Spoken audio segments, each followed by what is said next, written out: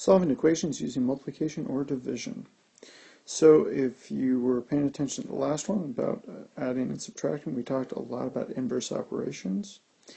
And in this case here, we're going to be talking about inverse operations with multiplication and division. So if you think about it, 5 times 6 divided by 6, it's going to be 5. So division is the inverse operation multiplication, and 7 divided by 3 times 3. Divide by 3 and times 3, those are opposite operations, reverse. So divide by 3, the inverse operation divided by 3 is times 3. So let's get going here. Talks a little bit about astronomy here, the SOHO Solar and Heliospheric Observatory. We'll get to that in the next example. And so let's talk about this. The division property of equality. Dividing each side of an equation by the same non-zero number produces an equivalent, or produces equivalent equations. So produce an equivalent equation. So if you have the example they have here, 3x is equal to 12, then 3x divided by 3, it's right here, 3x divided by 3 is equal to 12 divided by 3. So the x is then equal to 4. Same thing with algebra. Remember, it has to be non-zero number, but generally no one's going to ask you to divide by 0. But a times x, or ax, is equal to b. Then a, and a is not 0, then ax divided by a is equal to b divided by a. So x is equal to b divided by a. So let's look at how this works. Solve negative 6x is equal to 48. Well, all you do is you just divide both sides by negative 6. That's the inverse operation. Remember, when you say it says negative 6x, that is the same as negative 6 times x, or negative 6 if you wanted to do it this way. I've got to say, I don't like using x as a variable very frequently because that looks kind of confusing. But the idea is that it still is negative 6 times x. So the inverse operation is going to be dividing by negative 6. So that's, and don't forget to plug it back in afterwards. That's what they do down here to see that makes sense. Remember, it has to be a negative number because you got the negative 6x is equal to a positive number. So therefore you know that the x is going to be a negative number.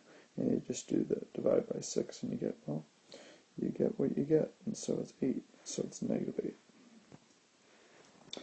And the last one in the series, we got the multiplication property of equality. Same thing, except for now, I'm guessing you know what's coming. It's division to solve a multiplication problem. So if you have x divided by 3 is equal to 12, and you multiply both sides by 3, then you end up with x is equal to 36. You have x divided by a, and remember if a is not 0, and that is equal to b, then multiply both sides by a, and you got x is equal to a times b. Then we got the example down here. 9 is equal to w divided by 7, and then you got to multiply both sides by 7. When you do that, you're isolating the variable, so it's all by itself on one side, and then you just have 7 times 9. 7 times 9 is equal to 63. And then you plug that back in there, and you see 63 divided by 7 is equal to 9, so it makes sense. Let's do a couple here. So, negative 2, or actually it's just 2x, so let's fix that. 2x is equal to 18. Divide both sides by 2. Divide both sides by 2. When we do that, we end up with x, this stuff cancels out, is equal to 9. Plug it back in, you plug that into the original equation again. 2 times 9 equals 18. It makes sense. Next one, negative 60 is equal to negative 5a. Well, in this case here, we've got to do the inverse operation, which is going to be dividing by -5. So dividing by -5. When we do that, we end up with 60 divided by -5. Negative divided by negative is going to be a positive. It's going to be 12. Then these two cancels out. These two things cancel out here. And so you end up with just a there. Last couple ones here. Y divided by 2 is equal to 13. So what do we do there? We have to multiply both sides by 2. When we do that, we end up with, so y divided by 2 is equal to 13, if that's the case. Multiply both sides by 2. You end up with, this cancels out. You end up with y is equal to 13 times 2, so that's just 26. And you plug that back in there, and you see it's right. Last one, -8 is equal to b divided by 8. So if that's the case, you got to multiply both sides by 8. And you see that -8 times 8 is going to be -64.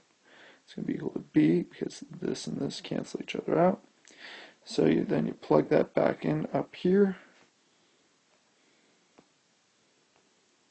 to see if that makes sense. And it does, so all is good. Let's get to that SOHO question. The SOHO spacecraft described in that page detected solar winds traveling at about 2 million kilometers per hour. Dang, that is fast. The sun is about 150 million kilometers from Earth. About how long did it take for the solar wind to reach the Earth? So, one of the things to know is this formula here. Distance is equal to rate times time. That you would need to know, but then you just plug in the numbers and see. The distance is going to be traveled is going to be that 150 million kilometers.